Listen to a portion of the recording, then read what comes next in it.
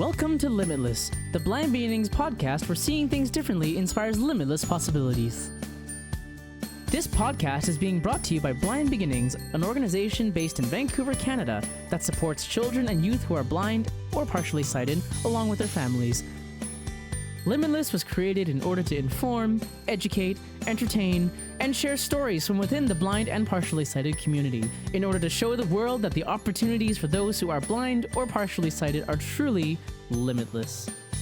And now, it is my pleasure to introduce you to your host, the Executive Director and founder of Blind Beginnings, Shawn Marcellet. Welcome back to Limitless, the Blind Beginnings podcast. I'm your host, Shawn Marcellet. Thank you for joining us again this week. We have another fantastic episode, if I do say so myself.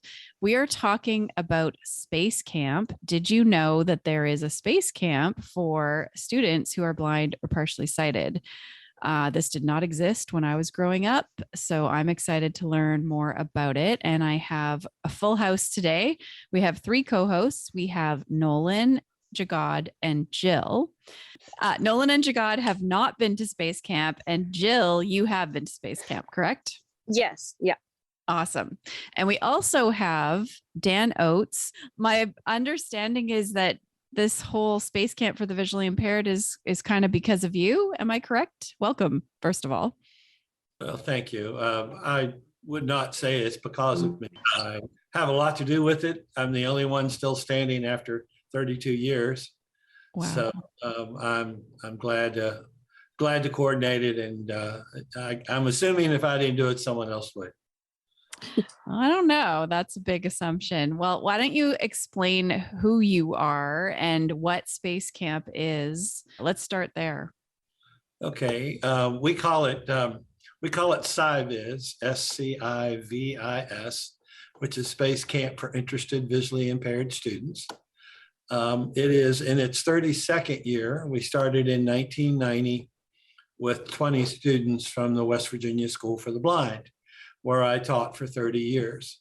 I was a mobility instructor there for 14, and then I was an outreach specialist for another 16. At the same time I was a low vision therapist, COMS, mobility certified, and just did a whole bunch of different things. And the school was kind enough to let us proceed with our Space Camp program during that period of time. Our former superintendent started it back in 1990, along with the founder of Space Camp, who actually grew up here in my hometown in West Virginia, where the West Virginia School for the Blind is. So that was the connection between Space Camp. Gentleman by the name of Ed Buckby, who worked with the German rocket scientist Werner von Braun. So that was our connection between Alabama and West Virginia. The program started out small. We didn't allow it to grow quickly. We started with 20 kids from one school. The next year, we increased 3 more residential schools. Then we increased 5 more residential schools. And then in 1993, we started allowing students coming from the public school, which in the United States, that's a vast majority of our students attend public schools. I'm sure it does in Canada, because I'm not, you guys have probably 1 or 2 residential schools in the country. So we grew, and then we got into international students, because I worked at Space Camp during the summers when I was off teaching here at the school. I'd drive down to Alabama, which is about 13 hours from here, and work in the educator program. And there I was allowed to speak to the teachers, and sometimes we had over 35 countries in one summer. Wow. About 400 teachers. So I was allowed to speak to them and talk about special programs. We had, of course, SCIVIS is the one that I sort of coordinate. And then there was a program for the deaf. We've done a program for little people before. We have an adult program for blind and visually impaired. And any special program used to sort of flow through me, but I think now Space Camp's got its own legs. They don't really need me as much for the different kinds of programs that they do. And we got our first international student from Australia, and then got this call from a crazy lady in Canada named Lynn Langell.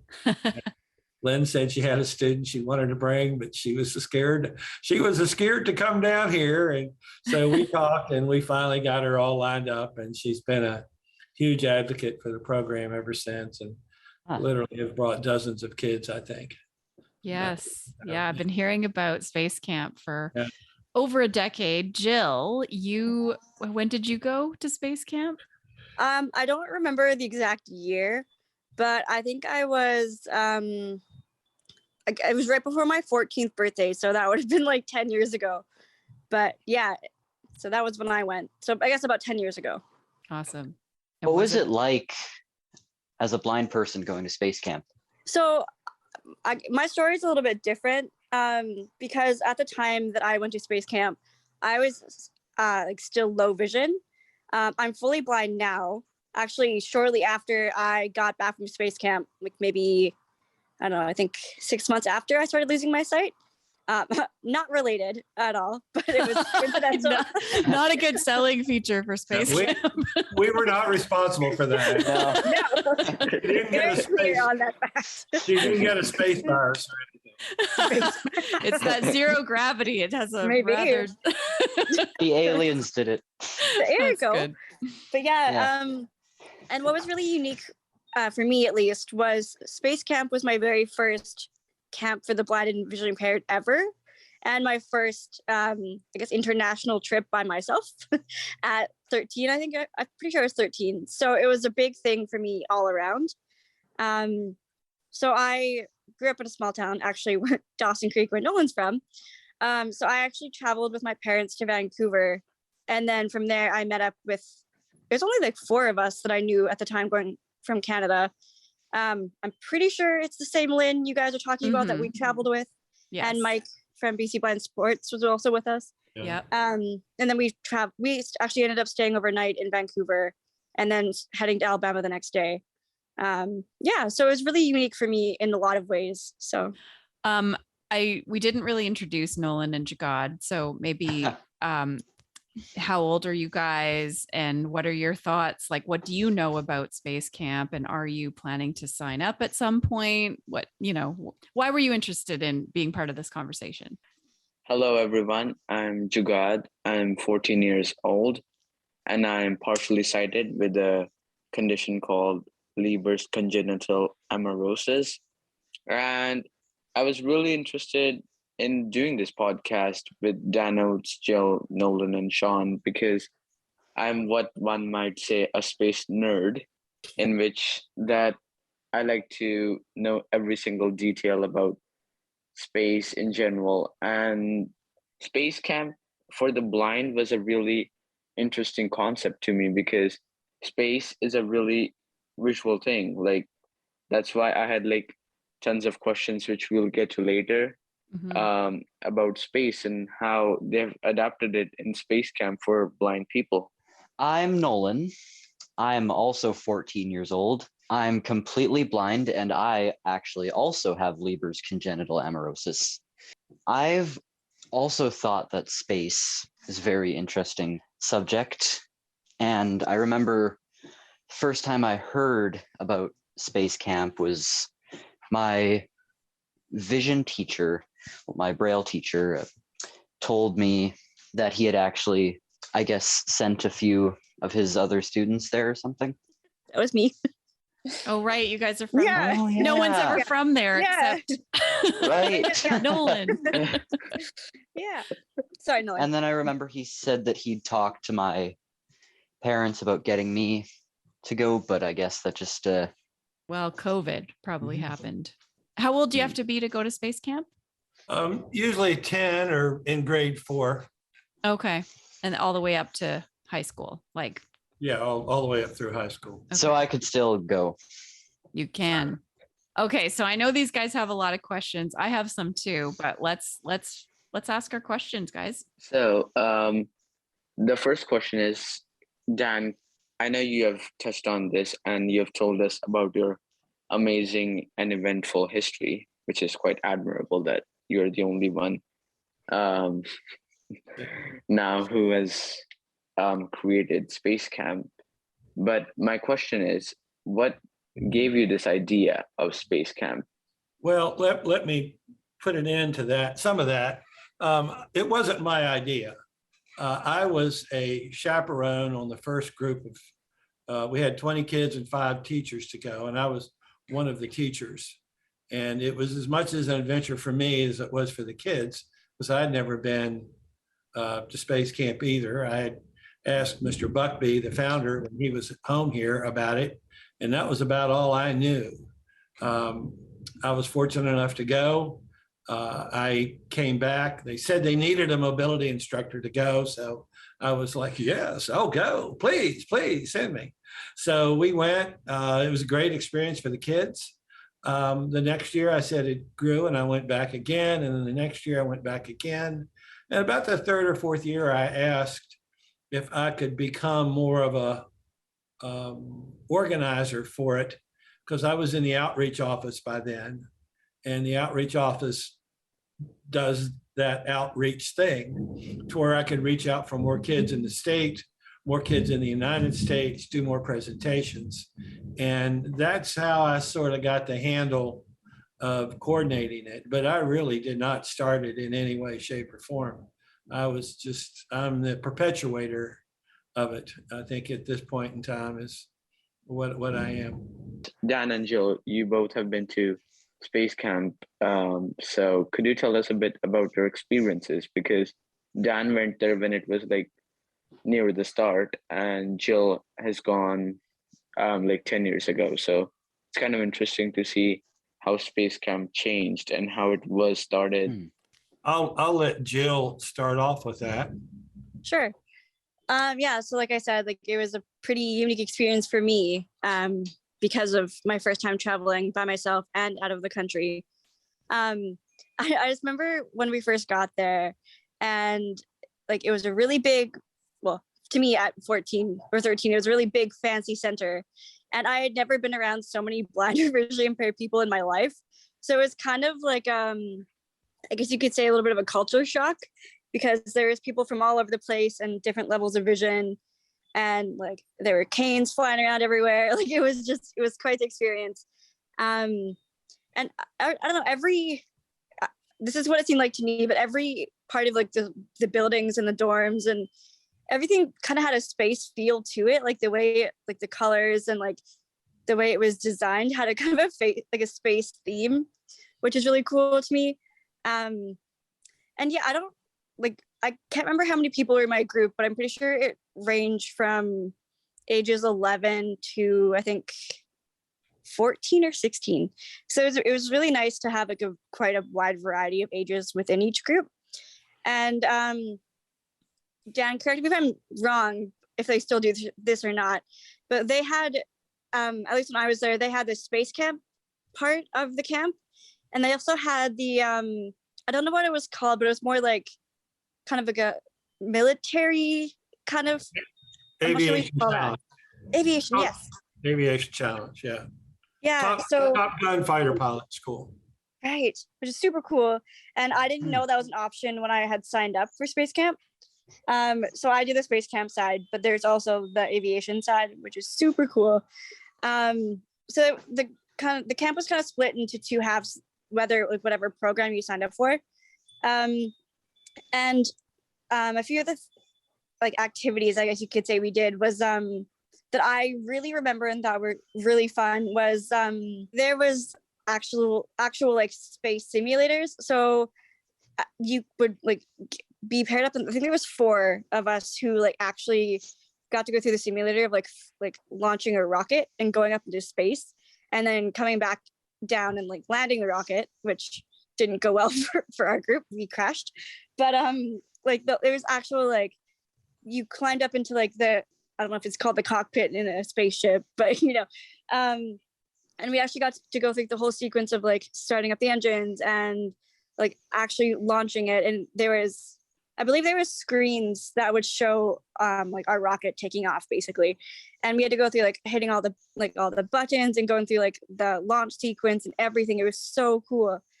And like what was really nice because they had made it equal. So there was 2 low vision and 2 like totally blind.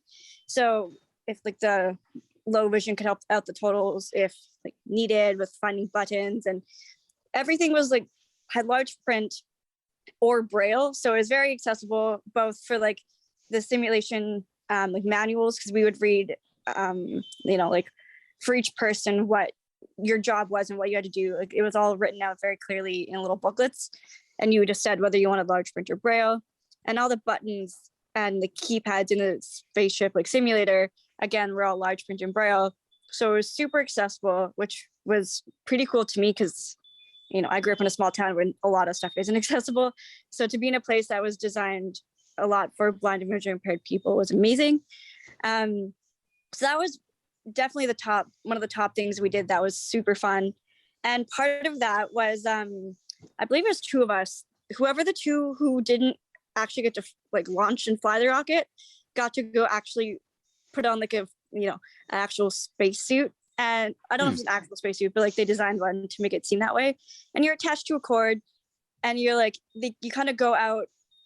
It's like a kind of you're like mock space, and you get to go kind of build this little contraption on this big metal wall. And you're in this big spacesuit. So it was like, you feel funny moving around. It was really cool to get that experience. And it was like, you're laughing because you feel like you're floating, and like you're wearing this big helmet that feels like a fishbowl. Like it's really fun.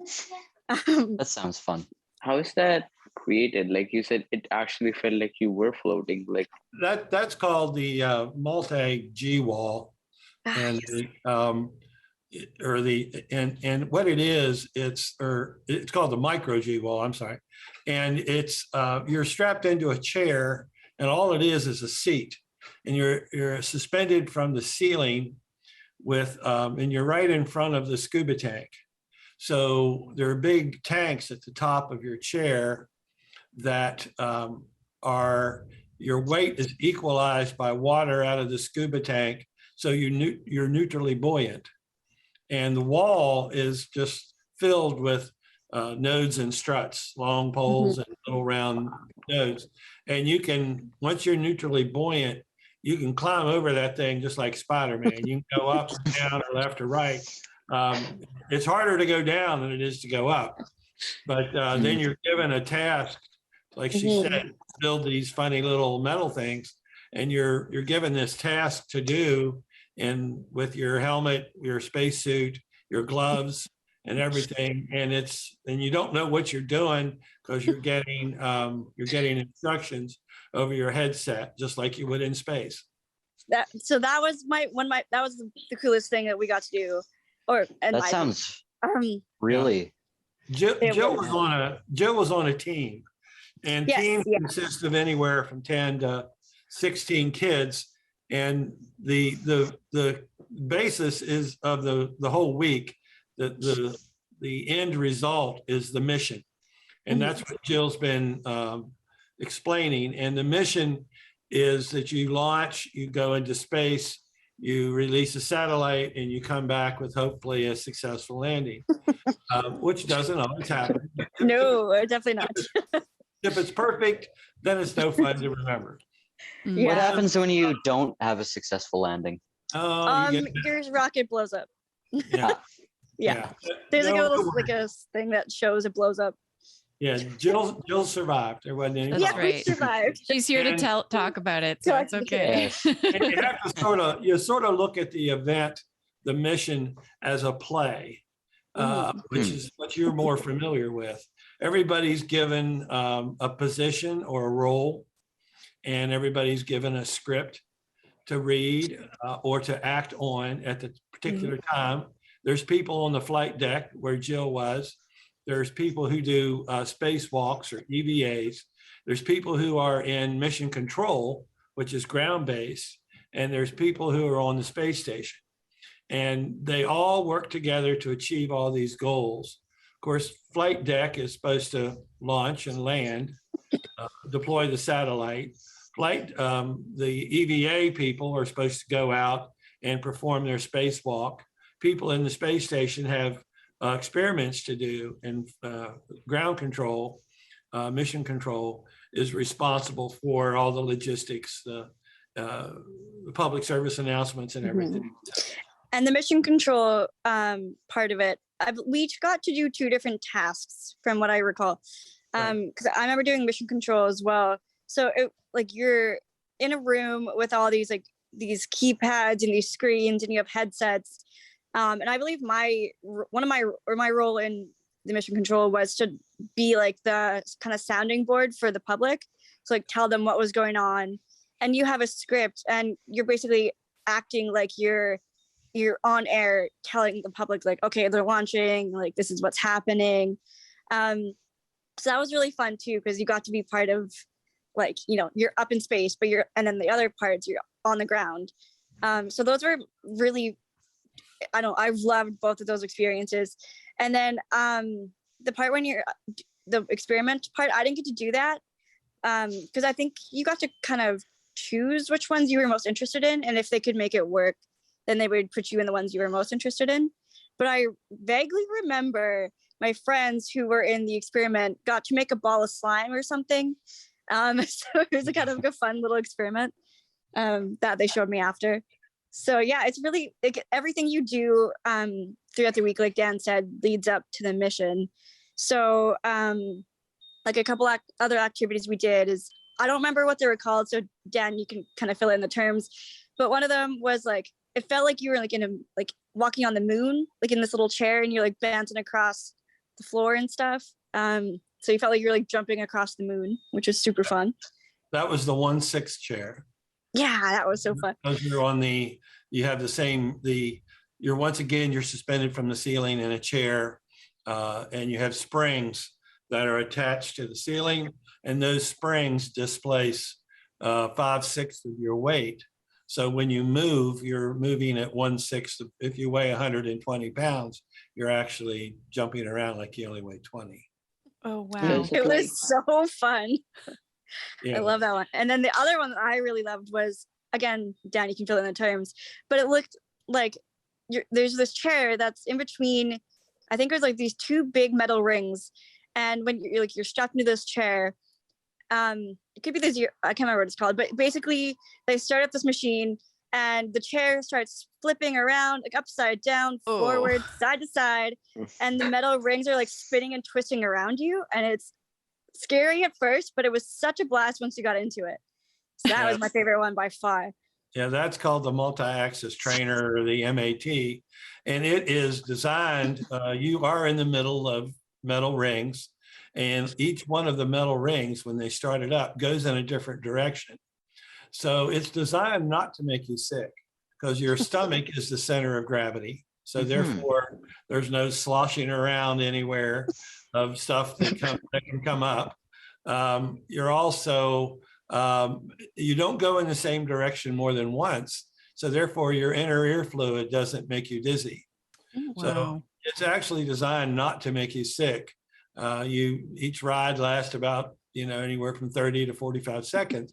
Like Jill says, it's a little spooky at first, but then once you get to rolling and spinning around, and usually the yells of terror become laughter. And it's so fun. I've seen hundreds of people act like that, and I, of course, was trained to operate it as well. I worked there. I would like to try that. Yeah, I don't think I would. That sounds like a ride at an amusement park that I wouldn't enjoy. Yeah. But I am curious about, how do you simulate a spacewalk? Wait, is that the same thing as the chair suspended from the ceiling, or is that different? That's one of them. There's another one. We have another simulator called the 5 Degrees of Freedom, which is left, right, up, down, side to side.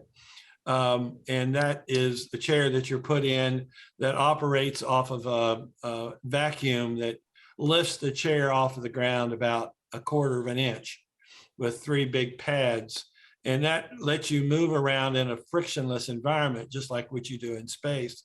And we put you in that, strap you in, and then you have to move up to a table and create another one of those things with metal poles that Jill was talking about. But it's really hard, because anytime you exert force one way, then your body turns the other way. You gotta anchor yourself down, because you're moving within a frictionless environment.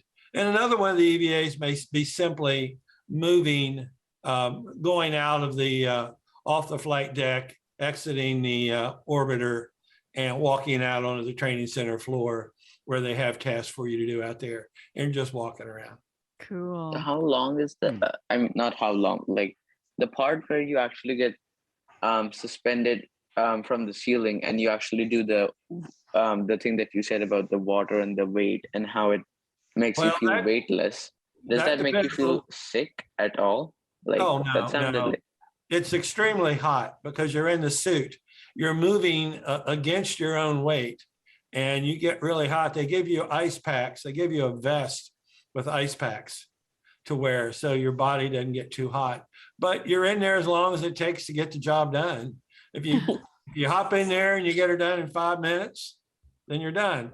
If you get in there and you struggle, and you might be up there 20 minutes until they have to get you back on the flight deck before you can go back to space, because they can't leave you up there. Yeah, so is like the longest you can be in there like 20 minutes? Yeah, quite possibly. That would be, I wouldn't think there'd be any more time. So someone doesn't end up being in there for like an hour and making the mission take really long? Or... No. The missions are only an hour or 2 hours. And it depends on what mission you're in as to what EVAs you get or spacewalks you get. So you may not get that particular one. So how much did you have to adapt to make it accessible for students who couldn't see? Oh, Lord, that's been a 32-year process. We started off with I didn't get to go down for the exploratory trip. The science teacher and the principal and the superintendent went down the first time, sort of looked the place over. They exchanged ideas. We were mailed, because in those days there wasn't an email, if you guys can imagine that. We were mailed a floppy disk with the information on it so we could produce Braille and large print. Today it's basically the same thing, except for those files are emailed back and forth. Space Camp has been really, really adaptable to us, even though we're only there 1 week out of the year. We are their most favorite week of the year to have kids, because they do programming 50 weeks a year. They get in the average 700 to 900 kids every week in the summer. So for us to come in with anywhere from 100 to 200 kids is sort of a relaxing week for them, but they love it just simply because their kids are so cool. And so they have, when they upgrade their software packages for the missions, for mission control and flight deck and everything, they did not use commercial produced software like JAWS or anything like that. They developed their own and used it. So they have their own speech, they have their own screen enlargement software, which are available by keystroke. So anybody can come in, sit down, and with a keystroke, pull up the accessibility they need. And then if the next week, sighted kids are there, like they are 49 weeks out of the year, they sit down and don't even have a clue that that's all available to them. Wow. They did that for the 1 week a year. That's amazing. They did that is amazing. And it really has, they received the American Foundation for the Blind Accessibility Award in 1999, because I just felt that was something, you just don't get that. Now you might get that in a camp for the blind, and that's where that's all they do. But for a camp that does, takes up 2% of their year, it's pretty amazing that they would do that. So it is amazing. It is, and I can't stress enough the cooperation we get while we're there. I mean, they transform the entire center for us. They spend a week before getting signs up. There's like informational signs that are attached around the center. So when the tourists come in who are visiting the center and they see, 15 kids walking with canes and running into things, that they're going, oh, what's that about? And there's a sign there that says, hey, this is what we do, and this is why we're doing it. And if you want to contribute, you can send a check to the U.S. Space and Rocket Center Education Foundation for our scholarship fund. So, yeah. So that is really, but once again, you know, they are by far the greatest group of people that I've ever worked with who are not in the field of blindness or visual impairment. Yeah.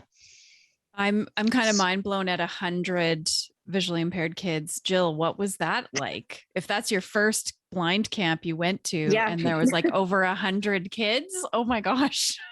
Yeah, and like, you know, growing up, it was me and one other girl. Yeah. And like that's it that I knew of. And like I said, Space Camp was my very first camp for the blind or visually impaired ever. I got into more after that, but that was my like very first one. And I'd only known one other blind kid. Like it was crazy. And just like, and then I, you know, when I traveled, I went to Vancouver and met 3 more. Like, wow, that seems like a lot. And then get there and there's like, what, I don't even know, 100, 200 kids. I'm like, oh my God. Like, I just was so mind blown because I never really like, it never really occurred to me that there's different, like people using canes, tons of low vision, people with ID canes. I don't think there were any dogs, like guide dogs when I was there, that I remember. There was a guy who came and gave a presentation and he had his guide dog. So it was kind of overwhelming in a really great way because like I said, everything was very accessible. And like Dan said, they did that very deliberately and like, it was amazing. But the nice thing, especially with Space Camp, like you were in your groups and each group, like you would do all the activities throughout the day together. And you had certain, I guess, teachers or chaperones for each group that kind of alternate on the days to nights. Because each floor, I think, had like 2 or 3 chaperones who would stay up in case anyone needed help. But there's also a lot of like independence. So like they help, like they orientate you around the building. So here's your dorm. Here's how to find it from the stairs or the elevator or whatever it was. Here's the showers and bathrooms. You know, this is how the dining hall works. So like, but they let you figure it out for yourself. And it was really independent. Like even for me, like being a low vision, when you come to the top of the stairs where the dorms were, cause like there's, I don't know how many floors of dorms, but there's like girls floor, guys floor kind of thing. But, I just remember coming up to the top of the stairs and like, okay, your room is on the left side, like second from the end. And I get up there and look around and every door looks exactly the same. And I'm like, oh my God, like, I don't know where to go. And like being low vision, like I didn't use a cane and I didn't really know, like I knew left and rights, but not like I know now. So it's like, which side? And like just figuring it out was like a really, like the first time I ever really got to be independent that way. But there's always people to help you. You had questions, you didn't know what to do. And there were just so many people from all over, I mean, especially the States, of course, but I don't remember there being anyone else that I had met who was from another country aside from Canada or the States. But there's people from like all different states. And I remember a big thing for a lot of us at the time was everyone would bring a pin from whatever like state or Canada, and you would exchange like little pins from people. So it's kind of like a cool way, like I got a pin from here. Like it was exciting. Cool. And I think there's so a you gift could shop. like show people what they you bring it back with you or something. Like, look, I met someone from like I don't know, West Virginia or something. Like I don't know where that is, but look, I got a pin. And there's a gift shop too, so like you could buy. I think I bought a space teddy bear. Little teddy bear with a space suit on, like just magnets and all these cool little like space related things. So yeah, it was definitely like quite overwhelming for me because it was my first time ever being by myself for like, and around that many blind and visually impaired people. So that was really a cool experience for me, just being around that many people who were, you know, in similar situations to me when I had never been around hardly anyone like that. And that was huge because, you know, like you get kind of told about like you're going to be with this many people who are all blind or visually impaired. But once you find someone who has like the same eye condition or similar level of vision, and then you learn about all the other different types of vision and eye conditions. It gets kind of blows your mind a little bit. Mhm. And then, but you feel like you're just part of the one big group because everyone's in the same situation. And sometimes it's really nice just to be around a whole bunch of people who understand what it's like. So that was a big thing for me as well. Just having that experience aside from all the space stuff, right? Yeah.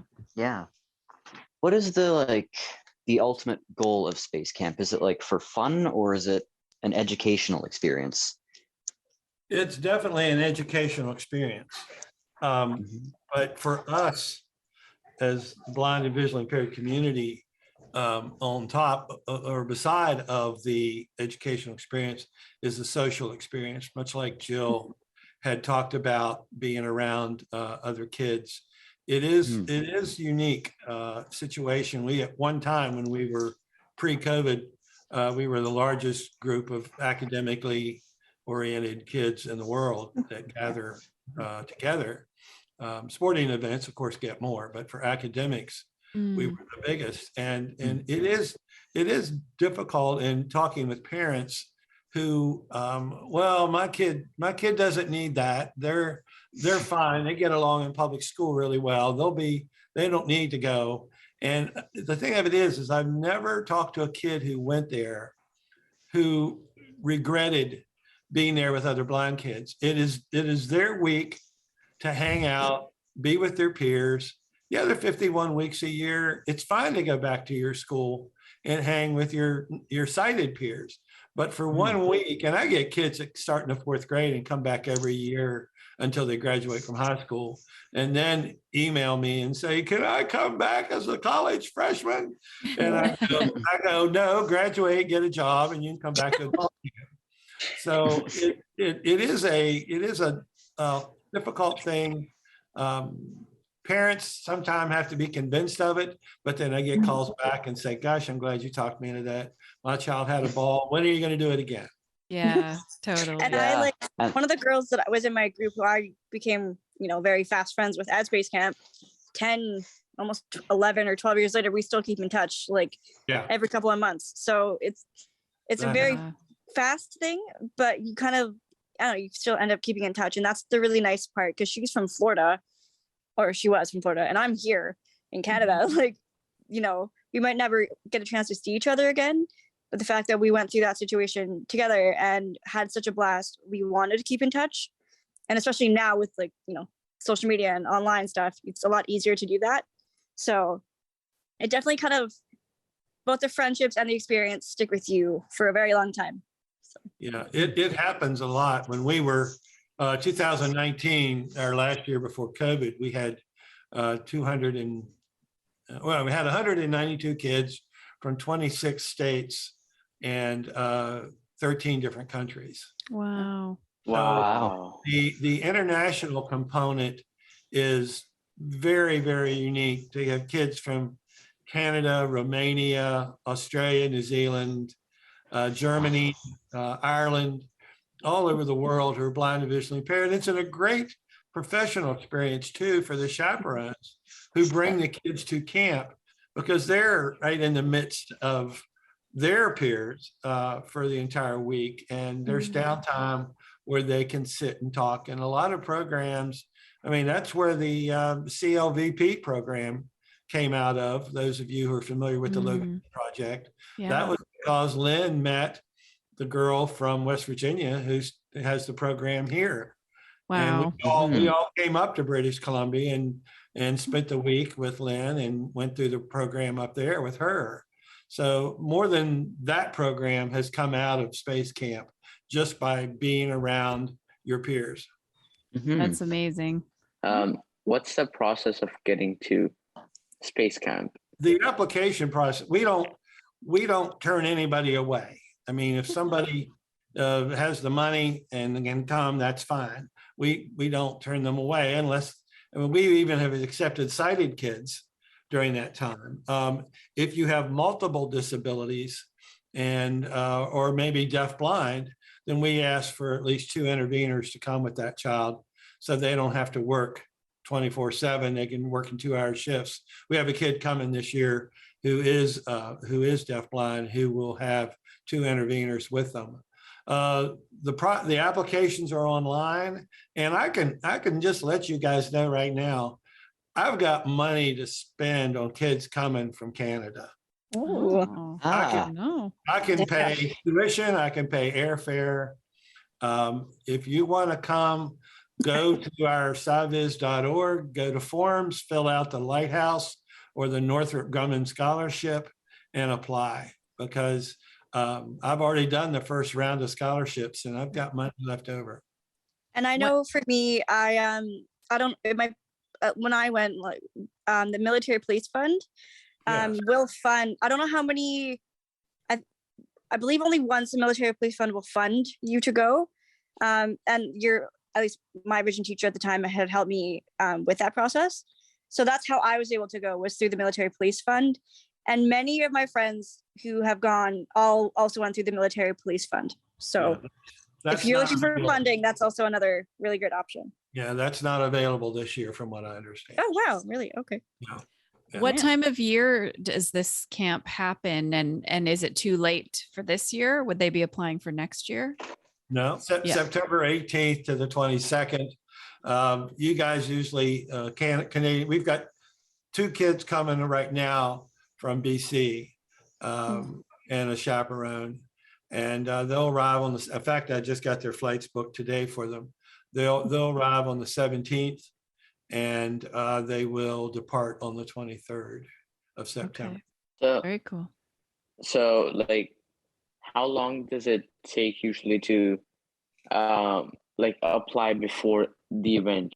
Well, we opened up our scholarships in February, and we closed them, I think, the middle of April. And that was our first round. And once that first round's over, and I can do my budget based upon, I mean, like the kids from Romania are extremely expensive to get here. Actually, the kids from Costa Rica were more expensive than the students from Belgium. Wow. So you just don't know about flights. And while I think I had $110,000 this year for scholarships across, and that's across 3 or 4 different funders. It's really hard to predict what airfare is going to be. I know what tuition is, so that's not the issue. I know what all the different fees are, but airfare is the one that is very difficult to predict. I think you guys were $1,100 a ticket. Wow. And I've got a chaperone coming with 1 child, and then I've got a parent coming with another child, although we cannot fund the parent flight, and we can't. So we don't do parents. I was just going to ask that. Do parents, is that common that parents come? Yeah, parents come. There's a hotel right next door. They can do that. They may drop their kids off. Nashville's only 2 hours away. Atlanta's 4 hours away. Parents come, drop their kids off on Sunday morning. They disappear and they come back and pick them up. Okay. That's fine. There's Right. no problem with that, because parents can't be chaperones. Parents we can't pay for their flights or anything like that. yeah. I guess the whole experience is that kids can spend some time away from the parents. Amen to that, brother. Amen. Yeah. So I know I did that usually- recently, and it was Yeah, amazing. I would rather deal with teachers and children any day than a parent. And I worked for 16 years in a parent program. So believe me, I have done my time. So usually, is it like, who comes with the children? Do they come alone? Some do. We had a student in 2019, totally blind, who flew independently from India. Oh, wow. And, Wow. totally blind, walked in, and we were like, he made it. But like the parents can bring them, chaperones can bring them. We have a great airport program where as you get off of the flight and at the gate, we have Space Camp staff to meet you and take you the luggage, take your ticket from you, transport you to Space Camp. And then the following Friday, they take you back to the airport, give you your ticket, check you in, walk you to the gate, put you on the plane. So even you may be alone on that plane, but once you hit Huntsville, then you are watched over. And if you have a chaperone to come with you, that's fine too. The chaperone will be assigned as a technical assistant to a team, and they help. Of course, the employees at Space Camp don't know Braille. They don't know that much about blind kids. And that's what the chaperone's role is to provide that technical assistance. Do you provide training to the staff there on how to interact with people who are blind? As I can, Shawn. I mean, I live 13 hours away. I have a limited budget myself. So, and Space Camp has camp prior to our camp. So I can't go down there and spend a week and spend it with the staff. So I do about a 2 to 3 hour session with the staff. They have PowerPoints that they can review. We do a good bit of sighted guide with them under blindfold. We talk about different eye conditions and how those eye conditions may be impacted by the simulators that the kids are on. There is a wonderful, wonderful nurses staff there in sick bay, and they love this program because they say they get to be nurses. They get to actually take care of children and not peddle ADHD medicine and aspirin and that sort of thing. Because we get kids in with all types of disabilities and medical conditions, brain tumor, heart conditions, and they really ride rain over it like you would not believe. They do a fantastic job. We work with them very closely. So this program started, I graduated high school in 1992, so I missed out, but I'm visually impaired and I want to go. So what's the adult program? Well, the adult program is such, this is pretty much like anybody who's visually impaired can go to Space Camp at any time, as long as there is a program offered the week you want to go. We do the adult program for the blind, and it's not exclusive to blindness. We'll have 2 teams of 12 people, and maybe 4 will be blind in the whole group. But the advantage to doing it when we do it, which is it starts the day we leave, is all the equipment's in place. All the software is turned on. We have refreshable Braille displays. Freedom Scientific donates for the week. That's all there. We have our low vision magnifiers, telescopes, all there. So everything's in place for the adults if they want to come and if they need it. But if it doesn't work for you and you can't come till December, then you just need to notify them in advance. And if there's special needs that they don't have there, they'll notify me, and then I'll set my team and headed in the right direction, and we'll get down there what needs to be done. But we'll need some lead time. Okay. So can any adult who's interested in going to Space Camp, like disability or not, just go at any time? Like, yeah, with warning. Right. Space Camp or U.S. Space and Rocket Center, Space Camp is not a federally funded program. It is not NASA. A lot of people call it NASA Space Camp, which couldn't be more wrong. It is not run by NASA. It's run by the state of Alabama. It is a not-for-profit program. And if you put in your stuff that you're coming to NASA Space Camp, that's wrong. Right. I always said if NASA was in charge of the funding for Space Camp, they would have closed 50 years ago. So, because NASA always gets their budget cut. But it is a not-for-profit.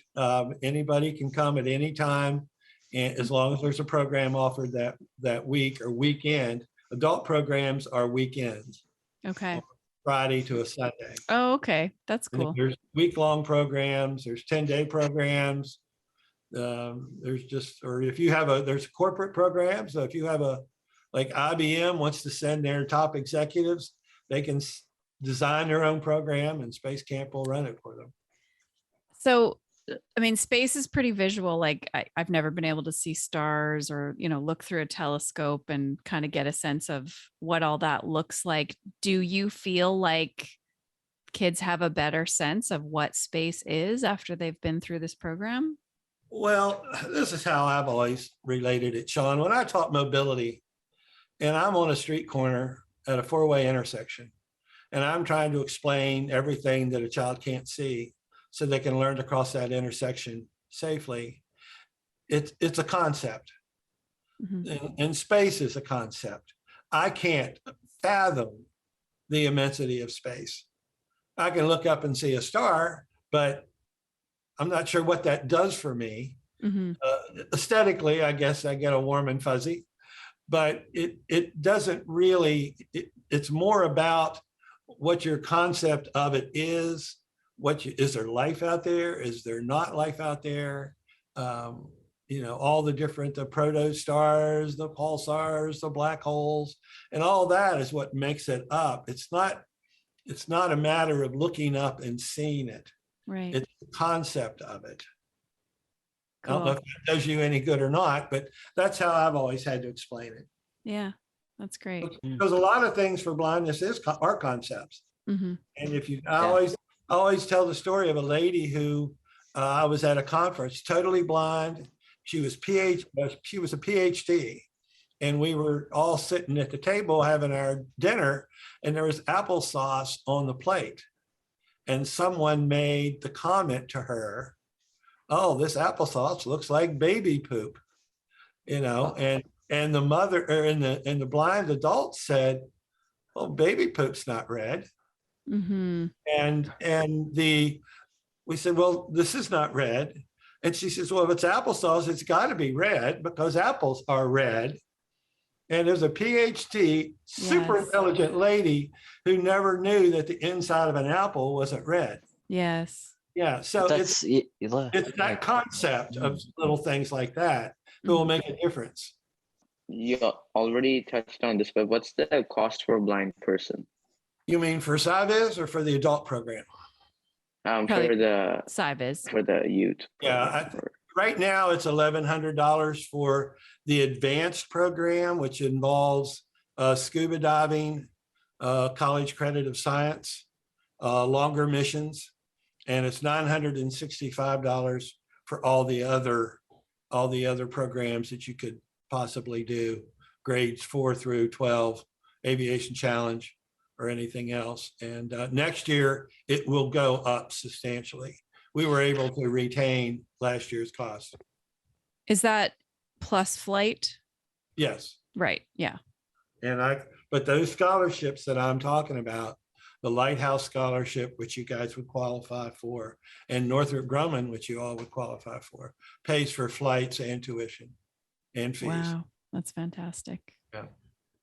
What is your website again if people want more information or to fill out those forms? It's www.SCIVIS, S-C-I, the first three letters of science, V-I-S, the first three letters of vision.org. Awesome. Okay. And you'll get there, you'll see forms, and you go there and you'll see the scholarship. Even though it says it has to be in by April 15th or something, fill it out, send it in, we'll give it a look-see and see what we can do. Thank you so much for joining us, Dan. This has been fascinating. And Jill, thanks for sharing your experience. I'm sure that Nolan and Jugaad are itching to go, right?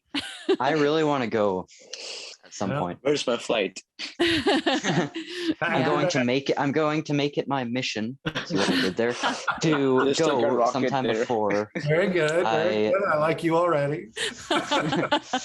Sometime before I graduate high school. Yes. Cool. All right. And my email and information is on the website. If you've got questions, please email me, call me.